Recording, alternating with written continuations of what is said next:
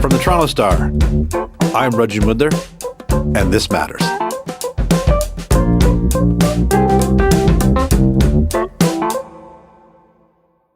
There is no business like show business. And thanks to COVID-19, there has been no show business. Film festivals and premieres are getting rescheduled and canceled right and left. And between quarantine shooting locations, contaminated cast and crew members, and concerns about crowds attending new movies, a lot of projects have ground to a screeching halt in the face of COVID-19. It's an extraordinary time for film and television production, and essentially there's over £1 billion worth of production currently sitting mothballed around the UK.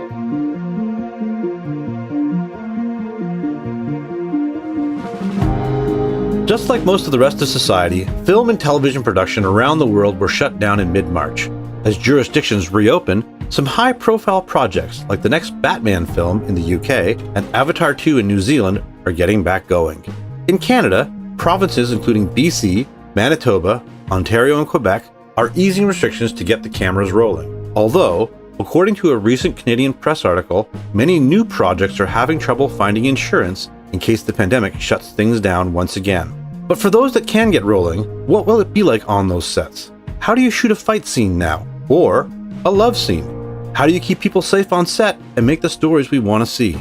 These are the things that are on the mind of Emily Andras, who is the creator, executive producer, and showrunner of Wynonna Earp, which is a supernatural horror western show which airs on CTV Sci-Fi in Canada, Sci-Fi in the US, and is also on Netflix. The show was shooting its 4th season in Calgary, and then the pandemic hit. We've asked her to join us today to talk about television and film production and how it comes back.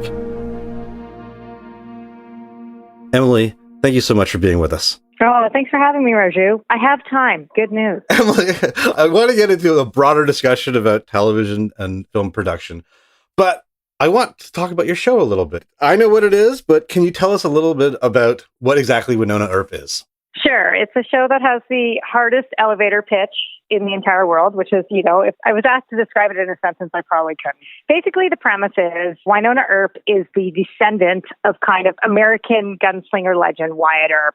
And she very reluctantly finds out that she has inherited this curse where she has to kill sort of his Old West enemies who rise from the grave as demons again and again and again. Some kids inherit money. Others get talent. Me? I got a demon-killing gun. But of course, she's kind of a mess. She's kind of an anti-hero. She was never supposed to be the person who kind of took on this mantle. It was supposed to be her sister who disappeared. So it's really about a woman kind of having to do the right thing, battle the supernatural, and figure out she can't do it alone. It's kind of like taking a Western, putting it through the Buffy the Vampire Slayer, a meat grinder, and then sort of taking those traditional Western tropes and kind of really throwing them out the window and kind of including more like diversity and LGBTQ themes. Room for that. No, I get it. You're a lesbian, not a unicorn, right? And women and stuff like that. And it's a hootenanny. We kind of describe it as a Justified meets Frozen because it's about two sisters. So good luck figuring out what that looks like, but it's definitely worth your time. It's not crazy. It's a great show. It has an incredibly devoted audience that already hosts and attends conventions about it. And it's an important show too, because it's won awards and been praised for its depictions of LGBTQ relationships. But I actually want to get into some TV lingo here. Everyone sees the credits on a show, and you see a ton of executive producers and producers. Can you tell us what a showrunner does? So executive producers on a show, to begin with, are usually the head honchos. They include the people from the studio who have put up the money to make the show, who maybe have the most say. But the showrunner is essentially just a fancy term for the head writer who has become a producer. So I started out as just a staff writer in television. So I just wrote the scripts, essentially. But eventually people seemed to like what I was putting out there. I was given the chance to take this comic book, Wynonna Earp, and turn it into a television show. And along with that, I was dubbed showrunner. So what that means is I almost moved from like a staff position to a management position. So I used to be just a writer making the boxes on the factory floor. And now I'm kind of the person who manages everybody else making the boxes, as well as I'm kind of the last stop in all the creative decisions. So everything from casting to wardrobe to tone to art department, all that stuff, the buck kind of stops with me. And it's a very enviable position. I absolutely love my job. I feel very grateful that I get to do it on this show and that I have such an incredible team to back me up, make me look good. But it's all on you. But it's all on me, baby. Yeah, exactly. I heard once the thing about being a showrunner is one of the first lessons you learn is that you will not be responsible for all the mistakes, but you will damn well be responsible for fixing it and putting out all the fires. And that's really my job, is just to make it run as clearly as possible and manage people. And, you know, the buck stops with me. So that's how she goes. So Wynonna Earp shoots in Calgary. You have an incredibly tight-knit cast. I know it's probably the exact same with the crew. There was some turmoil that we may get into that put this season in jeopardy, but you guys came back. Your dedicated fan base was super happy. You started shooting. All of a sudden, COVID-19 becomes a thing. When did it start to sort of rear its ugly head to you? And then when did you guys decide that you had to stop production? Right. Great question. So yeah, without getting too into it, unless you want me to down the line, Wynonna Earp has had a really kind of, I can say, interesting and exciting history now, but it's been quite fraught. We've been on the air for 3 years. We've had things happen. Like at first we were really a cult show, just struggling to survive and kind of get an audience. Then in second season, our incredible lead, Melanie Scrofano, became pregnant. Dude, it's been 12 minutes or less since your last contraction. You're dilating. You read the books. The Wikipedia. So we had to quickly write that into the show. And she basically did the entire thing as an ass-kicking demon hunter, pregnant, 9 months, freezing cold February in the middle of Alberta, and then gave birth 4 days after our last shooting day of season 2. Incredible. Season 3, we got renewed finally at San Diego Comic-Con by both of our networks for not only season 4, but season 5, which was like just a huge gift. And then something happened which I'd never heard of before, which is despite the fact that the customer had basically ordered more product, meaning the network, IDW, which is our comic book company that kind of serves as our studio, basically ran into some financial trouble. So basically said, we can't make the show. So we were off the air for a year where our fans, who are called the Earpers, did this incredible thing. They just rallied. Their whole brand as a fandom is kind of like polite no chill, is what they say. So they bought billboards in Times Square. They did letter writing campaigns. They kind of poured over financial documents. It was quite extraordinary to behold. And basically, come the fall of 2019, we were back at it. The writer's room had reconvened. We were thrilled. Season 4 was a go. We all got to Calgary in January and started filming January 2020. And, you know, it's so funny to look back. I'm sure as for all of us looking back on January, certainly we were hearing percolations about what was happening in China in particular, in parts of Asia, as per this new coronavirus. But it seemed something very abstract. There was a lot of news about, is this basically just a bad flu? Is it a bad cold? I think we started to get nervous as we filmed kind of end of February.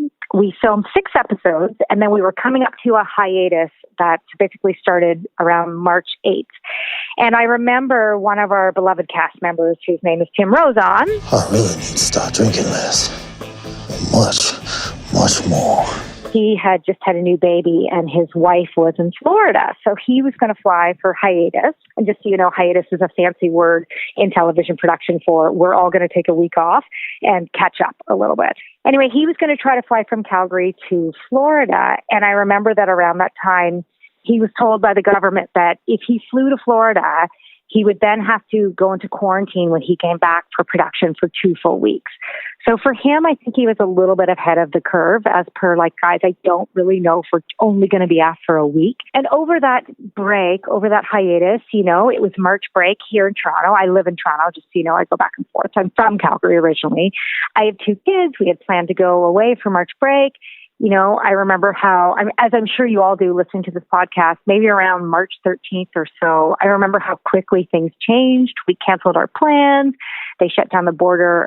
And I have to be honest, I was quite relieved when Alberta declared a state of emergency, because that basically gave us the tools we needed legally to be able to shut down the show without losing money. Do you know what I mean? Like, the truth is we needed force majeure, so to speak, to be able to say, well, we can't keep paying people. We can't keep paying for these sets. We can't keep paying for the studio. We need a legal reason to shut down the show. So as of March 13th, we were down.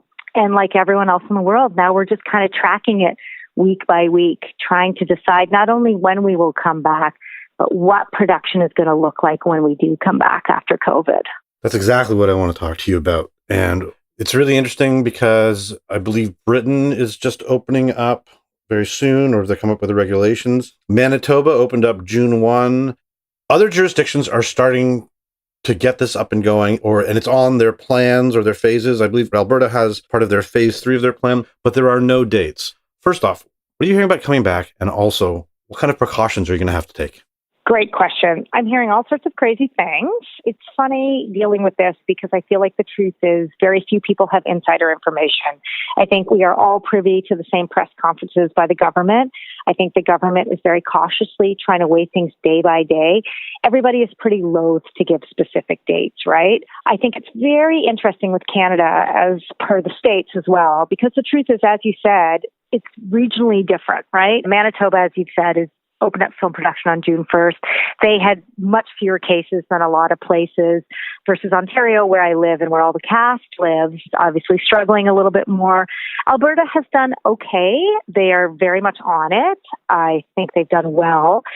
I would presume and hope that if things go according to plan, we would be back in production in the summer. That's all I can say. But as for how it looks, I don't know. I think the thing about a film set, Raju, is honestly, it's like at least 100 to 400 people in an enclosed space on any day filming, right?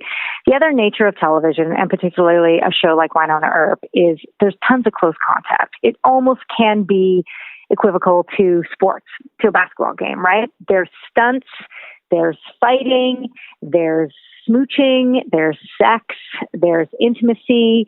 These are all things that are going to have to be put under consideration when we go back into production. We have things like we might have a party scene, where someone is throwing a huge demon party in, a mansion. How many extras can we have? Do they all have to be vetted? It's going to be very interesting to see how this works. Certainly things we're thinking about is, okay, testing. Let's say we test everybody at the beginning. Are we testing them once a day? If there's 200 crew members, how long does that take? Does that take 2 hours of every day? I have a 12-hour shoot day. If 2 hours of that day is dedicated to testing, does that eat into my production time? And what does that mean for the stories and the amount of footage I'm allowed to get? Other things. What if someone does get sick on set? Do we put everyone into quarantine for 2 weeks? Do we shut down production again? Which could be a killer for the show, right? It's expensive to shut things down again, to turn everything off and then get going again. So I certainly think we don't want to rush, but it would be foolhardy to suggest that the nature of a film set or a television set is anything but close quarters. It is. It's a very intimate environment, much like a factory. And these are all things that we are kind of considering day to day as we go back. And we'll be working in tandem with the government and regulations to see how the hell we can do it. One of the things that I remembered is there's an old TV joke where you have a network standards person who's on set, who's always like, no, you can't do that because it's too risque, or, You can show side breast, but not front breast. Exactly. Yes. Very Right. specific notes. Very specific notes. Yeah. So are your networks going to be sending someone, and is it their job to then start enforcing social distancing on a set? I think it's our job. I think in a weird way, the networks are inherently supportive and have been and will be. And certainly I also want to say, I think they are committed to the show, and financially too. They're going to help us kind of get back up and running. But the truth is, this is a local matter, right? We film in Alberta, so I think the burden of safety falls to the Alberta producers and myself. I think it falls to 724, which is the local production company.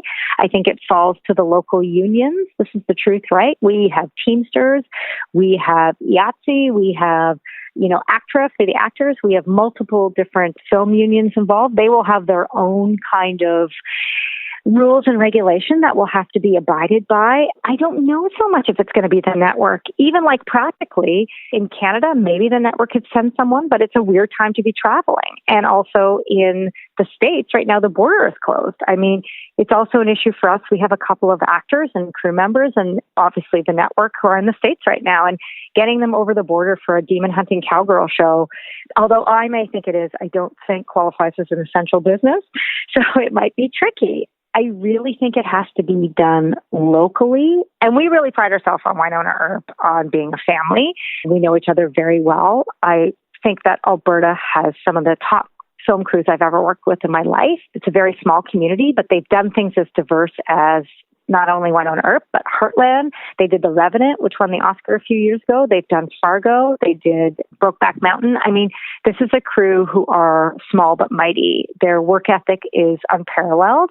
And because it's a small group of people, they really kind of have a no-jerk policy. I feel like they police themselves a little bit. They really want to make sure people who are on the local film crews in Alberta are good people who work hard and kind of understand the values that that community has, which is safety first, doing good work no matter what, taking care of one another, not huge egos in general.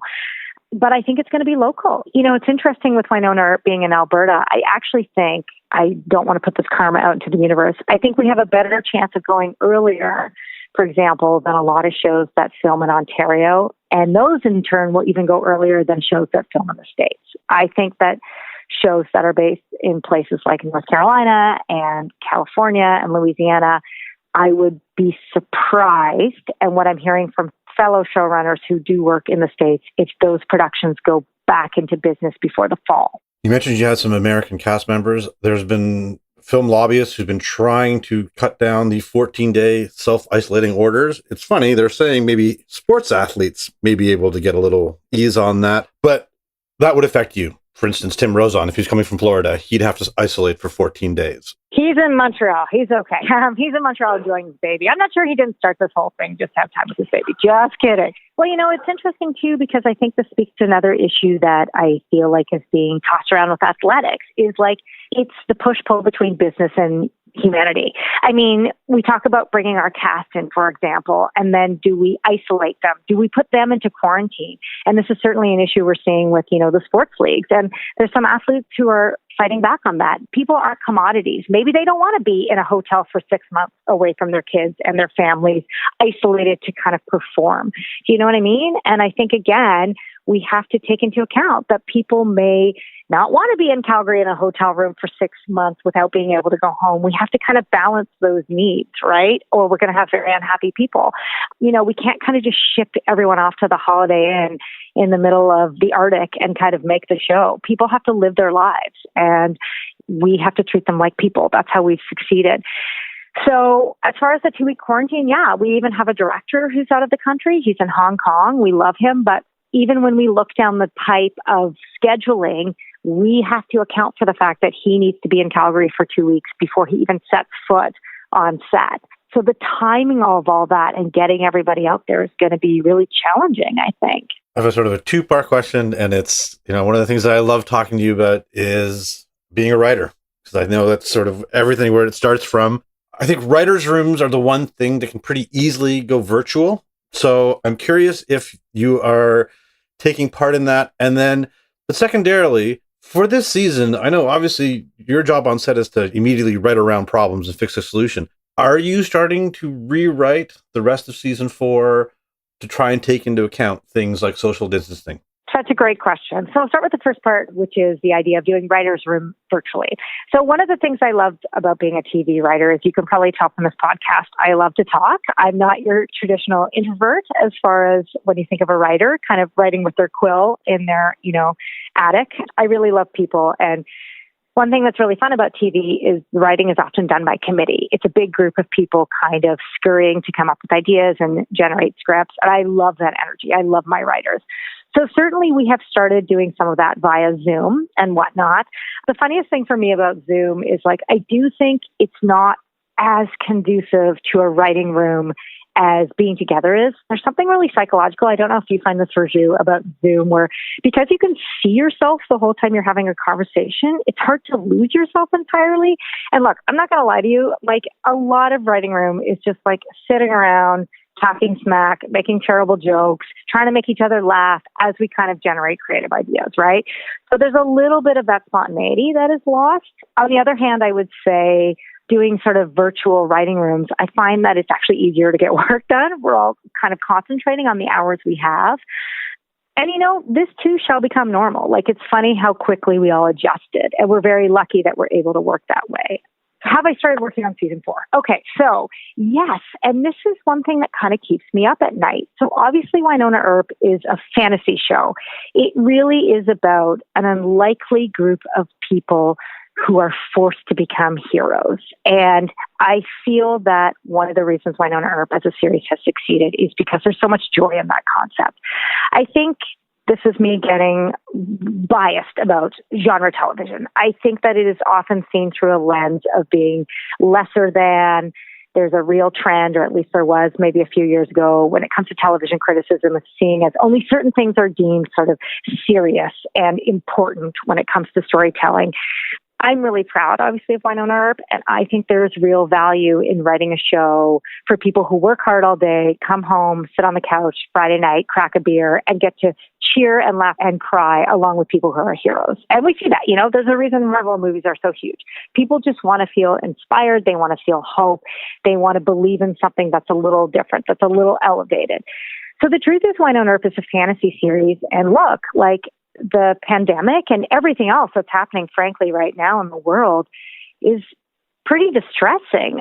It will be weird to write the back half of the season maybe not addressing COVID, but I just don't know if I'm the show that's going to have everyone in masks, that's going to have people in isolation. Certainly maybe some of those themes are already present in Wynonna Earp, wink, wink, ironically enough, when you see the first half of season 4, a little bit of an Easter egg there. But I just don't think I necessarily want to talk about COVID in my writing on this show. Do you know what I mean?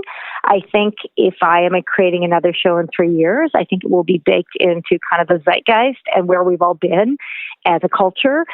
But it's just not going to match the first half of my season. I think that people are going to need escapist TV, and I think I kind of have to stay on the road I'm already on as far as Wynonna. That being said, in the same way, I think when we all watch shows that were filmed 2 minutes ago, I'm just watching The Last Dance on Netflix and being like, oh my God, look at these huge crowds. I mean, it's so crazy how quickly we notice all those things we took for granted, just going to brunch with friends or going to a concert together. I mean, those things kind of do almost take you out of the moment insofar as that's not our reality right now. Practically, more what I'm doing is things like I already spoke about. Like, I just think I need less people on set, to be frank. I think that I need maybe 4 demons will do when I was going to have 15. There are still 62 remnants out there trying to kill me. Oh, you did math. Good news, I'm working on a Canadian budget, so I'm not used to that. But things like party scenes, filming outside is a big thing for us. One thing that's funny about Wynonna Earp is our schedule was basically January to May. We are a show that films in the middle of winter in Alberta. I assume when we come back, it's going to be bikinis instead of parkas, which is amazing. But, that also gives us an opportunity to maybe film more outside. The Alberta landscape is the best character I've ever gotten for free. It's so gorgeous. But just, taking things that maybe would be inside our sets and putting them outside in the yard, putting them outside in the sun, putting them in the shadow of the Rockies. Just practical things like that are going to make a huge difference. So when I'm writing, I'm re-looking at things like that. The thing that I'm not quite sure how to conquer yet is things like testing and tracing. Well, I think you're right in that we all need something to escape from. It seems like there are a lot of politicians still trying to figure out testing and tracing as well. Emily, this has been really, really fantastic for us. Is there anything that I didn't ask that you think that we should know? I think Wynonna Earp will be back. I mean, you can't kill season 4 with fire. That is not a message to the universe to send fire or a super volcano to Alberta, just PS. But we will be back. We have such a dedicated cast and crew. This too shall pass. And like everyone else, television production will find a way. Just one last thing I'll say too is I think we can all recognize during the pandemic how important content has been. Just think about all the times you've been sitting on your couch consuming music and art and newspapers and stuff like that. And one thing I would love to see come out of the pandemic is just an understanding that arts can keep us alive when we're kind of going through despair. Very self-serving message, but I'd like to say that for my fellow people, my fellow content creators, that now more than ever, people are going to need your stories and whatnot. So get to it. Thank you so much. Thanks for having me, Raju. Emily Andras is the creator, executive producer, and showrunner on Wynonna